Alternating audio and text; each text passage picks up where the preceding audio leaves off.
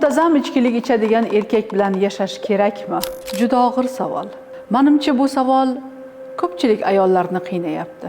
Nima uchun erkak ichkilik ichadi?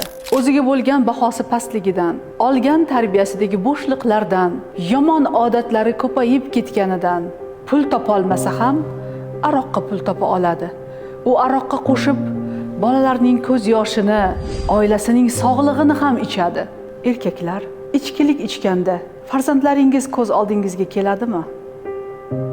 Ayolingizning ko'z yoshi ko'z oldingizga keladimi?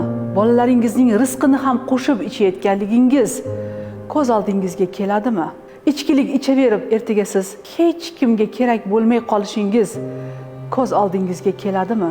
Sizdan chiqayotgan aroq hidi bilan go'zal, mo'tabar ayolingiz yashashga majburmi?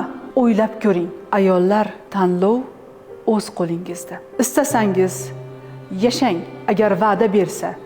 Istamasangiz farzandlaringiz uchun o'zingizni ehtiyot qiling.